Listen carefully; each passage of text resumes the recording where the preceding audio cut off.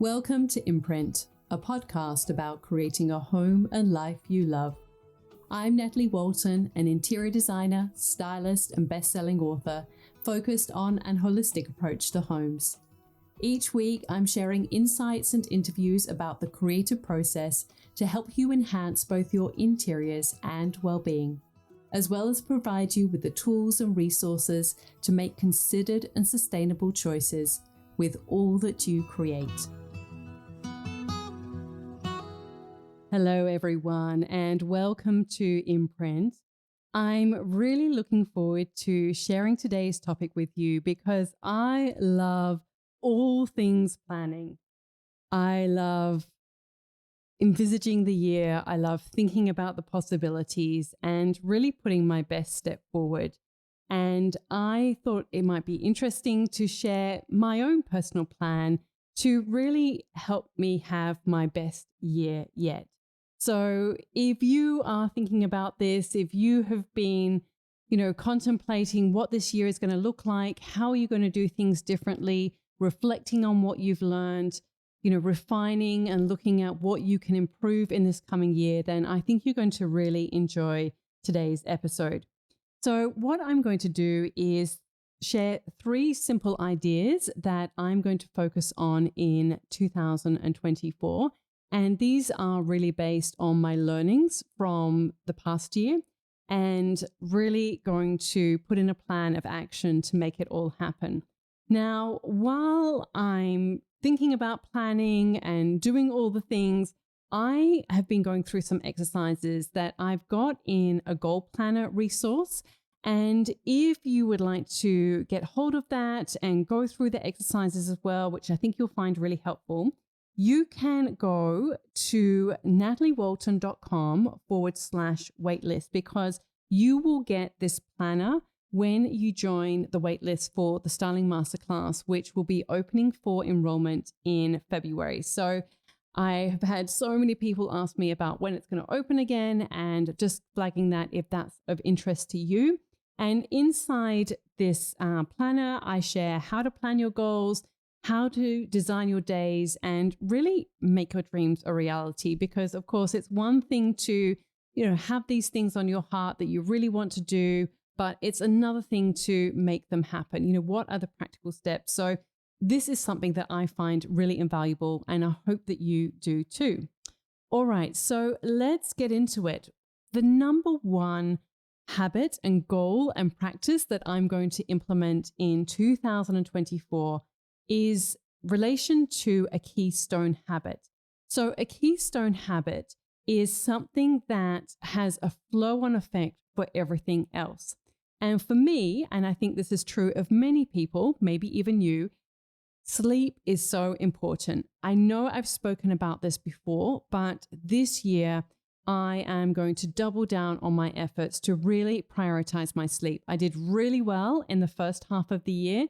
The second half of the year got a little bit crazy, and so it got disrupted, and I really noticed a difference in terms of I then wasn't exercising as much, I wasn't feeling as good, and it had a big knock-on effect with so many other things. So this year I've renewed my focus, renewed my commitment to really prioritizing sleep. And how I'm going to do this is that I am going to really set very clear boundaries around not being on my computer in the evenings. That had started to creep in a little bit. And when it does, like I said, it just has this knock-on effect. And so obviously it's one thing to say that you're going to respect your boundaries, but it's another thing to actually follow through on that.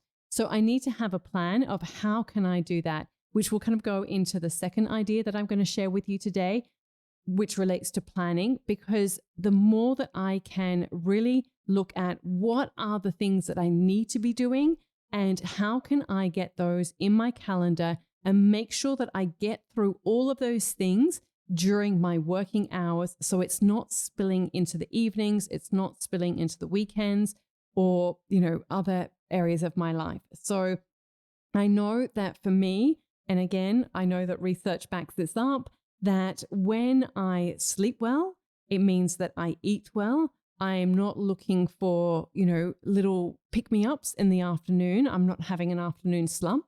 So I really will eat well. And I actually get into a rhythm where I prepare my food in advance. I, will make a batch of meals on a Sunday evening that are really healthy.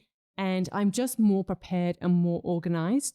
I also exercise more. So I even was starting to not do as much yoga or my regular walks towards the end of the year. And that just, again, it just had a knock-on effect with so many other things. And I recently had my mum and my stepfather visit.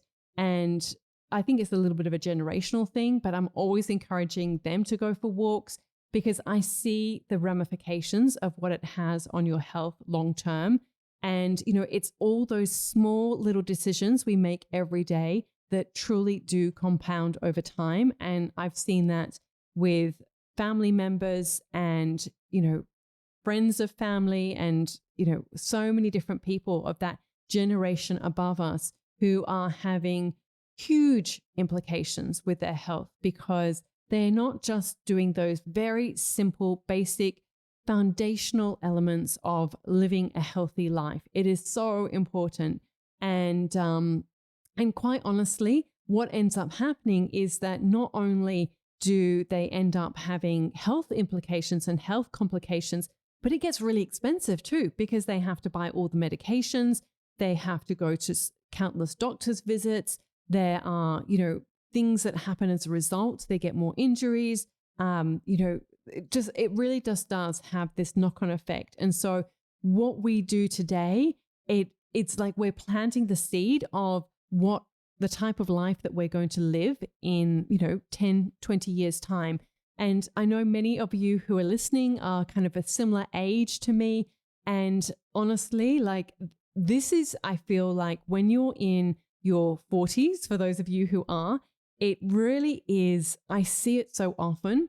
I see that it tends to be a bit of a demarcation point where some people just start to let things slide and other people double down and go, no, I'm going to stay healthy. I'm going to eat well. I'm going to prioritize my health. And I think that if you can get through your 40s, maybe even your 50s, I haven't been in my 50s yet, but I think that if you can maintain that focus and consistency during those decades, I feel like that's like a big challenge. And then beyond that, it's much easier because you've got the habit and the routine of it. So, and I think, particularly when you've got younger children, it can be challenging because you're running around and doing all the things. And for many of us as well, we've got parents who are aging. I know, my own father passed away at the beginning of 2023. I know of many friends who've had parents pass away. This is the kind of age when you're in your 40s, your parents might be coming towards the end of their lives, and then yet you've still got very young children as well. So you're having demands on your time at both ends of the spectrum. And so it's really important to make sure that you're putting the foundational habits in now so that it's just easy to maintain the momentum. So that, it really applies to eating well, exercising more. Of course, like even to my mum, I said, come on, mum, you need to, she drinks tea all day. I said, come on, you can't just drink tea. You need to at least, please, come on. Can you drink water? Have more water every day and just go for a short walk. It doesn't have to be long. It doesn't have to be high aerobic because I just know that she's not going to do that. But even just for her to move her body.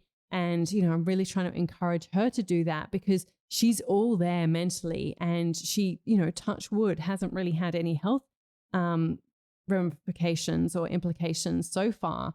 But I just, I really want her to stay as healthy and as vibrant for as long as possible. And I also know for me, when it comes to sleep, it's a keystone habit because it really does help me have more clarity the next day. Problem solving becomes so much easier.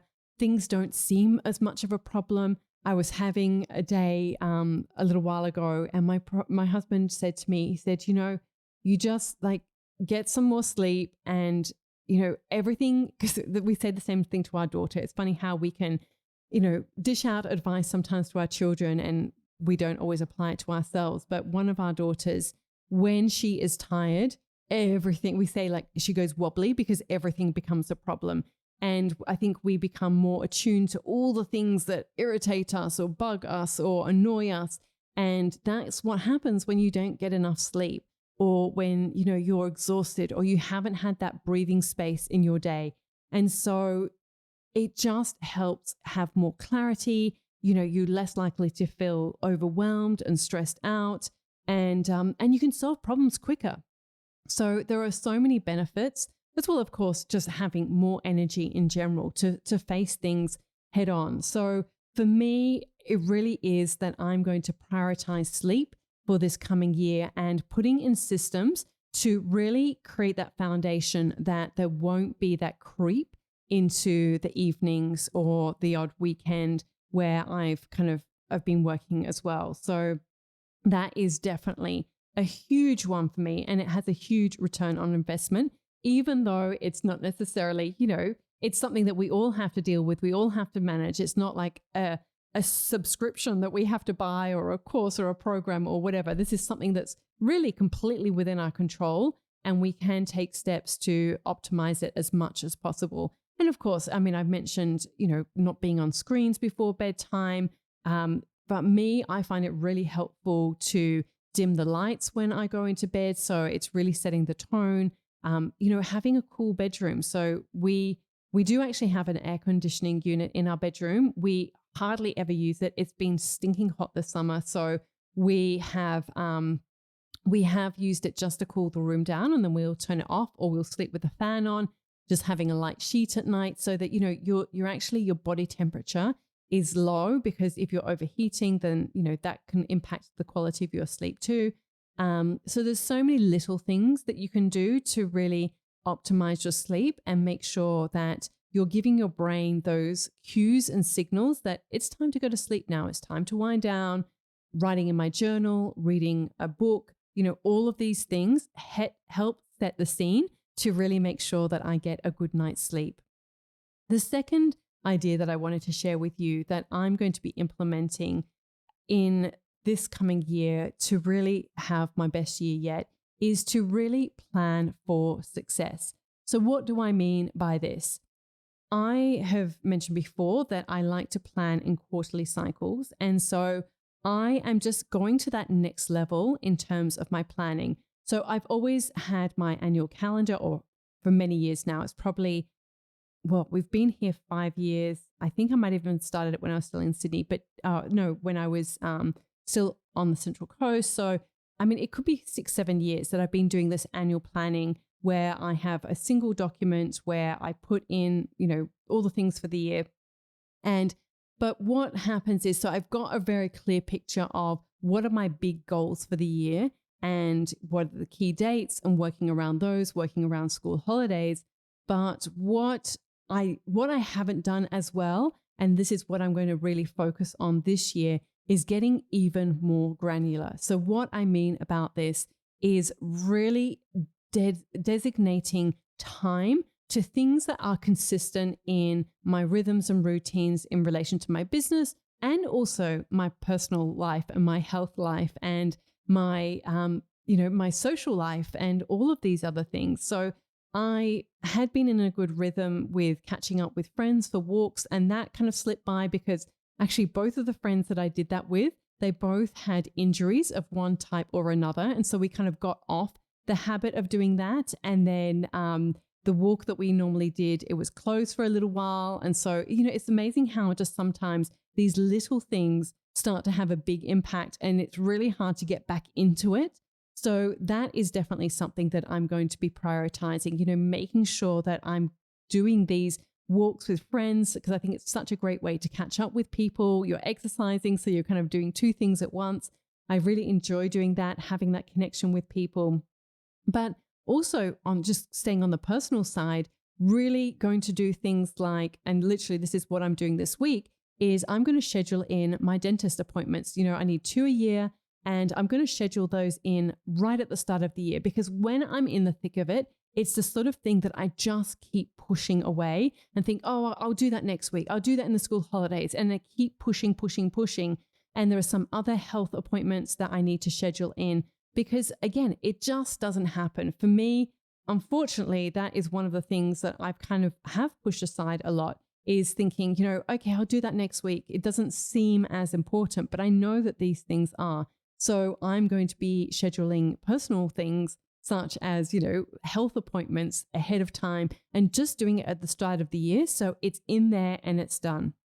I'm also going to schedule in more things in relation to my business. So what I mean by this is, I know that I need to create content for Instagram. I know that I need to write the captions for Instagram. I know that I need to write a weekly newsletter. And I used to be really good at doing that in batches. And again, it started to slip at the end of last year. So I'm recommitting to that. And literally, I am going to put that into my calendar and, have it once a month. Once a month, I'm going to write my newsletter. Once a month, I'm going to have a day, maybe there'll probably be that same day, which is going to be a Tuesday, where I will focus on writing the captions and having a framework for my Instagram. I do like it to be fluid to an extent so that, if certain things come up, but I like to have enough in there that I know that, then I'm not thinking, I don't know what to post today, and sort of being more intentional about it.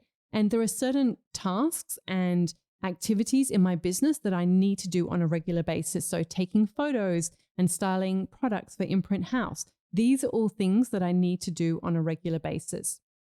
Also, simple things like I've put in the staff birthdays in our staff calendar, because I always think, I really want to celebrate and acknowledge everyone. And it just then ends up slipping by because we're in the middle of a deadline or something happens. So I've intentionally put everyone's birthdays in there.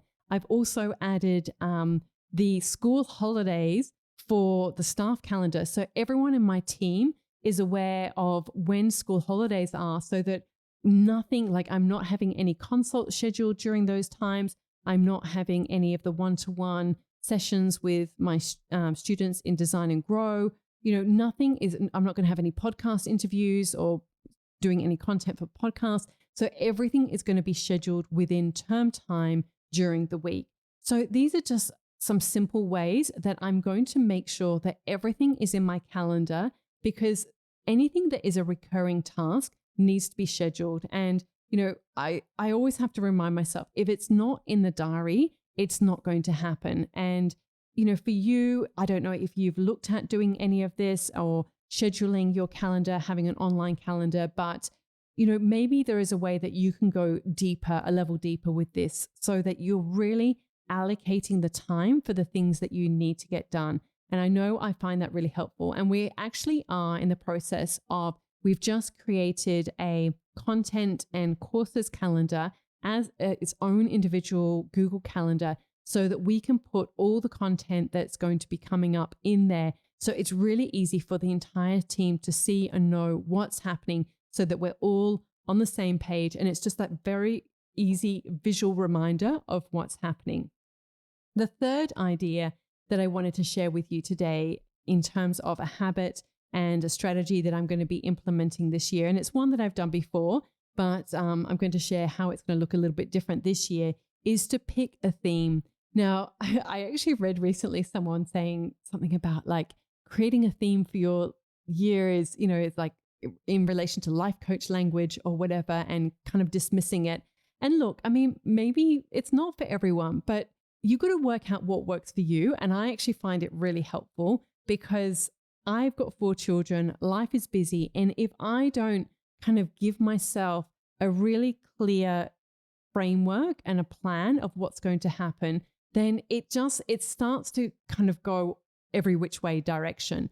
And I just know that I've done that in the past and it didn't feel good. So for me, if it feels good to give a year a theme and to really have, and focus on what that year and that theme is going to be, then I don't care if, other people think it's, a bit life coachy, or, they've got sort of derogatory terms for it. Like I personally don't mind. I find it really helpful, and, ultimately that's what matters. So don't worry if you're having any resistance to these things. If, try it. And if it works for you, great. If it doesn't work for you, well, you don't have to continue on with it. But I do find for me, it works really well. It gives me that clarity. It gives me that focus. And it just then gives me the breathing space so that I know, I'm not going to try and do everything this year. I'm just going to focus on a few simple core ideas. And I think it actually is like it's, yes, the life coaching industry uses this kind of terminology a lot, but from my reading of, other areas and, different things like Zen habits and all different types of things, it's like focus on one thing at a time. It's as simple as that. And so for me, my focus for this year is going to be simplify. It really is a word that just keeps coming to me over and over again. Last year was about optimize, and we did implement some strategies and systems to really optimize our business, and that helped us grow in many ways. But now it's like, how can we make this easier? How can we take what we've learned and really simplify it? We've tried different strategies, we've tried different plans and different ideas, and really looking at, okay, what's working, what's not working, what's just creating more work for us, and what's the thing that actually moves the needle in the business. So for me, one of the things that you will, if you're a regular listener to this podcast, is that I'm actually going to go back to a single episode every week. I started to do a second episode every week for the last, I think it was pretty much like the last quarter of last year when I was doing Design and Grow, the free program, and also in relation to a few other things. And then I just thought I will finish the year out that way. But I've made the decision that I'm going to go back to a single episode. And even more than that, I'm going to simplify it even more. For any of you who are thinking about starting a podcast or, are curious about it, you can do things like add sound bites at the start of each episode. I've decided that I'm not going to do that anymore for the time being. There will come a point where we will, I hope, bring on, and we just have to see how the business grows, but bring on someone who is dedicated to the podcast. But at the moment, it is myself and someone else on my team that is involved in it. And it just, at the moment, feels like a lot of work to do 2 episodes. And I would rather focus on less but better. So really putting the time and energy into making each individual episode the best that it can be.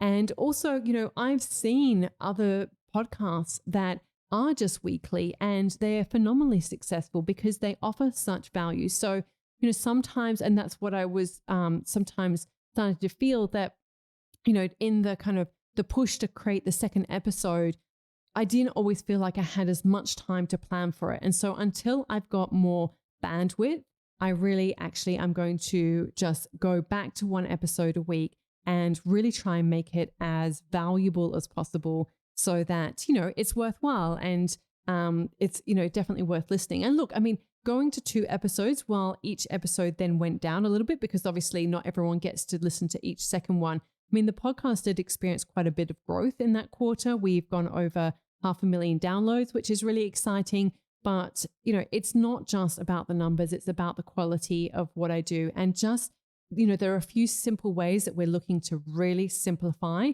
how we create the podcast. And even just, I'm going to be recording on Thursdays. I've designated Thursday as a recording day so that one of my team members who she helps produce the podcast, that is a day that she's working because then we were getting into a thing that I was then having to do all the back end as well, sending it to the podcast editor. And so it just got very complicated. So, sometimes in your business or your life, you can look at ways of, how am I overcomplicating this? How can I make this simpler?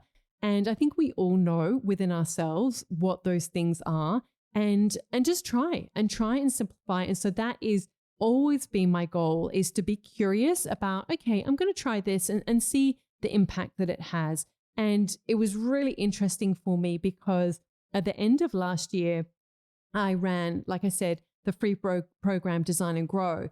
And I mean, that was part of the reason why I ended up, working the evenings because me being me, I really gave it everything that I had. I wanted to make it an amazing program. And honestly, I had such incredible feedback that, had many, many people say it was life-changing, which blew me away. Like it was incredible. And I loved creating it, but it really did push me, into working evenings and even some weekends to get that to happen. And so, yeah, just what ended up happening was that I've actually lost my train of thought, but the point being that, we ended up adding lots of different elements to the business. And it's like, what is the thing that is going to simplify? What is going to get the results? I've now remembered my train of thought. Thank you for bearing with me.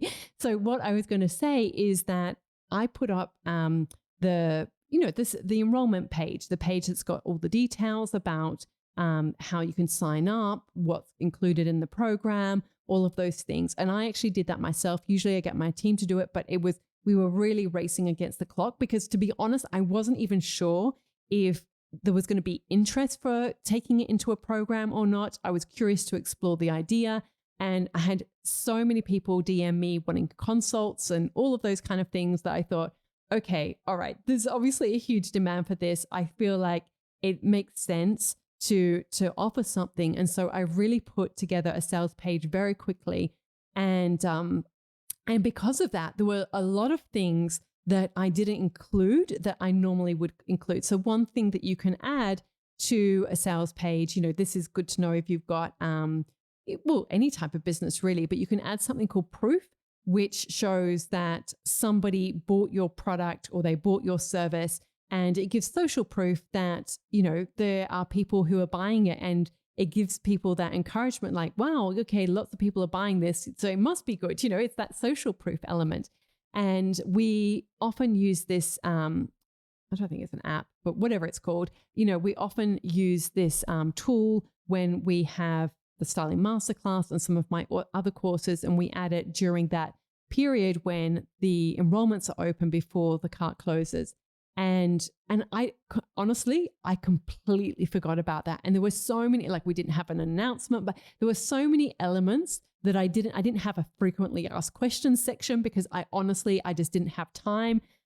So there were so many elements that were missing from that sales page that normally, because obviously, I've been running the Styling Masterclass for 5 years. So we have really finessed that page in terms of what we offer, what we include.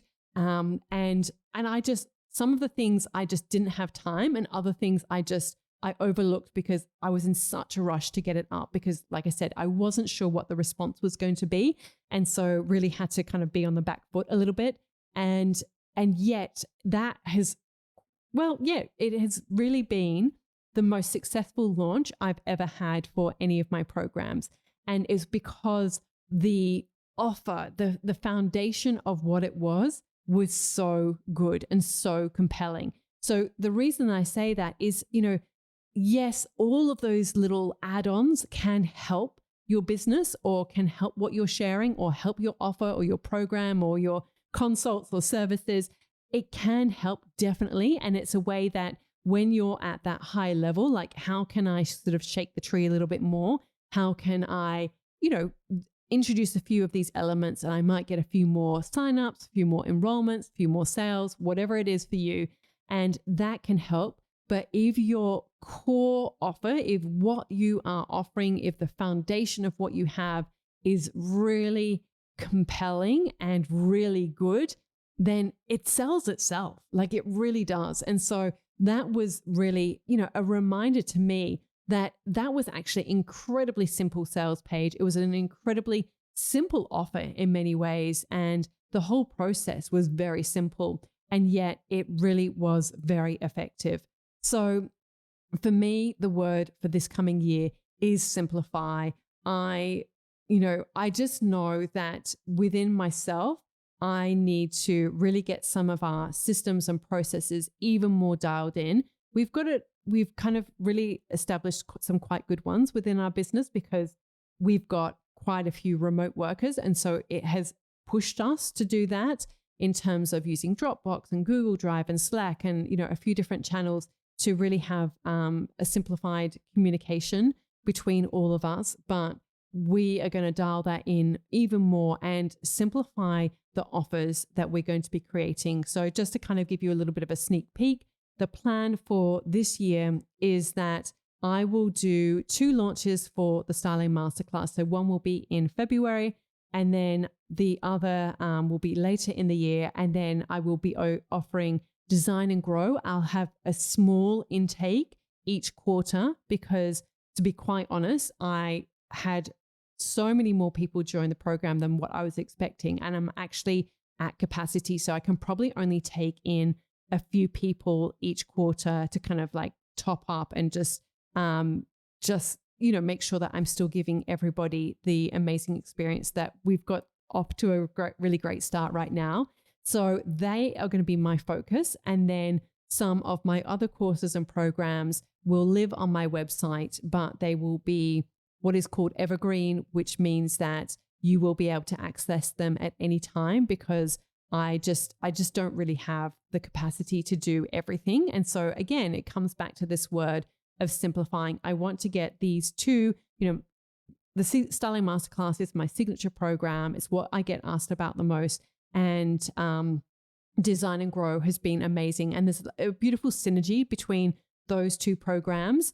And so I'm going to really focus on those for this year, and everything else will sit on my website, and it will kind of be available as a go at your own pace kind of offer. I'm still in the process of transferring them across. So they might not necessarily be available just right now, but I'll be sure to let you know when we've kind of migrated all of those things across and they are live.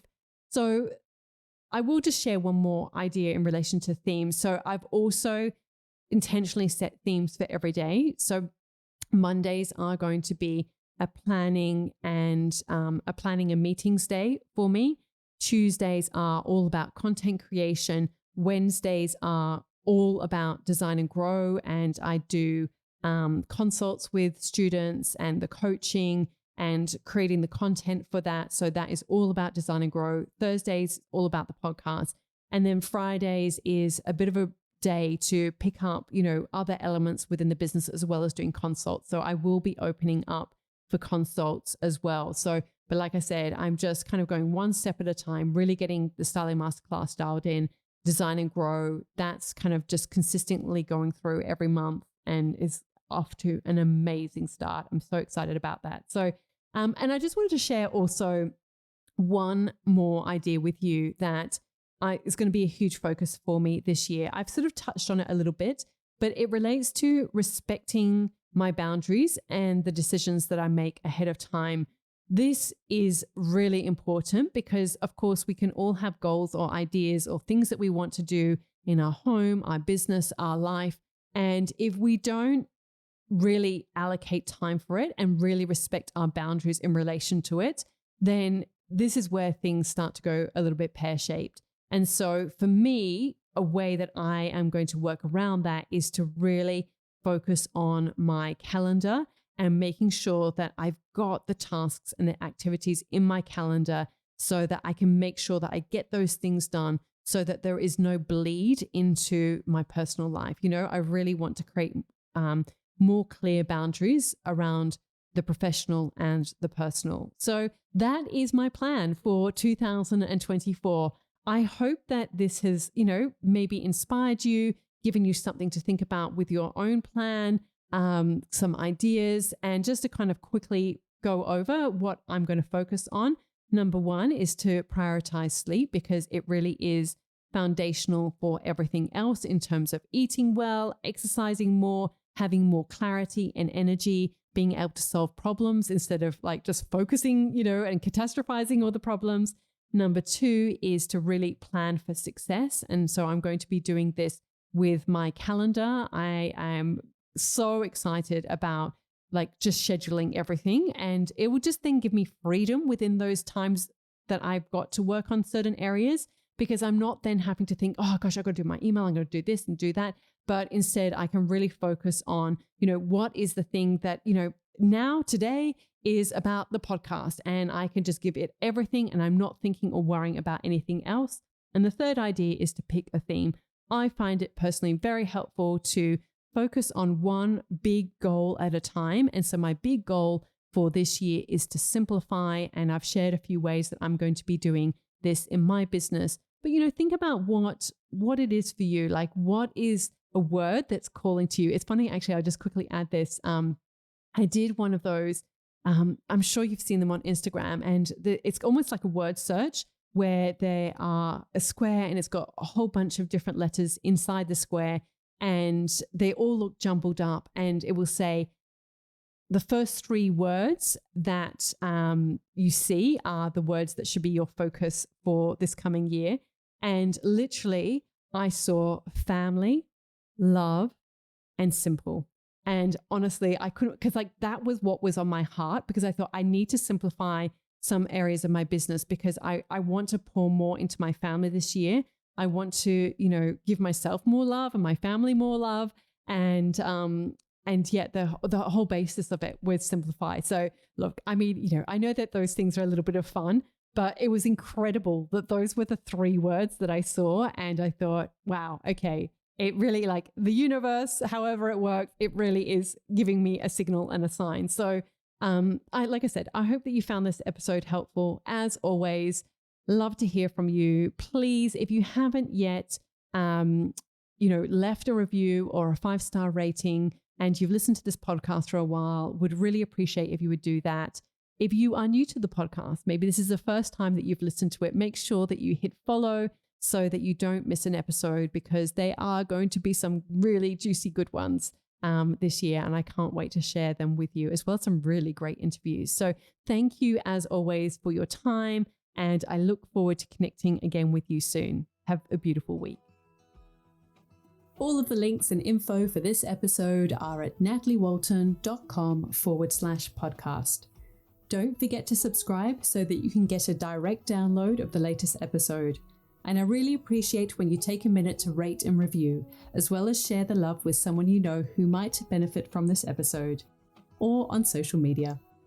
If you'd like to access a range of free resources, come visit my website, nataliewalton.com. Thank you to Jaeger Media for producing this podcast. And I would also like to acknowledge the people of the Bundjalung Nation where it was recorded, and pay my respects to elders past, present, and emerging. I look forward to connecting again soon. I'm Natalie Walton, and you've been listening to Imprint.